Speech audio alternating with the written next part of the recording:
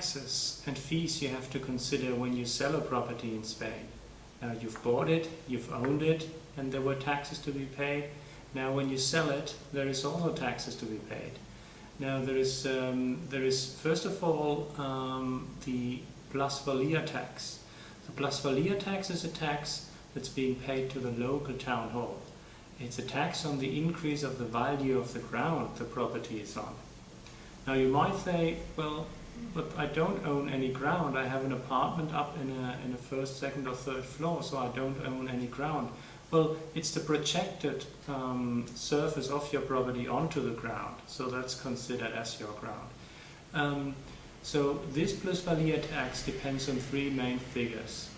First, the size of your apartment or of your property or the ground you own. Second, where in the municipal area is the property. And third, how long have you been owner of the property. Now all these factors work together, and at the end you find out how much the plusvalia tax is. You can go to the local town hall, to the SUMA office, and normally they tell you, but you got to know when about you're going to sell your property, so when you're going to sign your title deeds.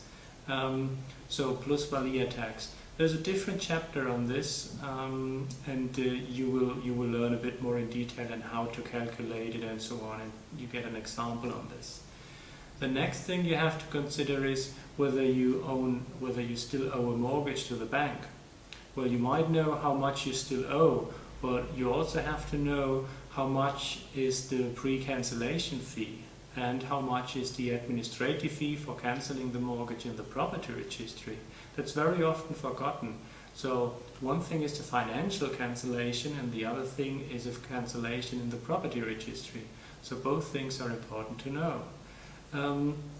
Then there is a tax when it's over the profit you make. So what we call it, it's a 3% non-residence tax. Well, the Spanish government applies this only for non-fiscal residents in Spain. So if you pay your income taxes back in your own country, then your purchaser is obligated to retain 3% of the purchasing price, of the new purchasing price, and pay this to the tax office.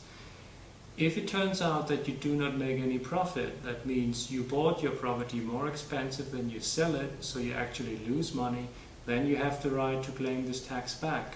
But it is definitely obligated, your buyer has to retain the 3% and pays to the tax office, and you then have the right to claim it back. That's a different process. So that's the 3% non-residence tax. You also want to be up to date with your SUMA payment, so the council tax. You know that once a year, normally around September, August, September, you have to pay the local SUMA tax. You have to pay this tax for every year you've been owner of it, and the notary will check whether it's being paid or not and whether there's any other years outstanding. So you better do and you check this yourself. And you also want to make sure that you are up to date with the community fee. Your purchaser or the notary will ask for a so-called certificate of the community.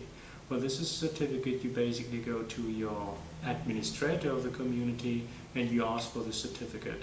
That normally has a small cost, something between 5 and 20 euros, but it says up to what day or date you have your community fee paid.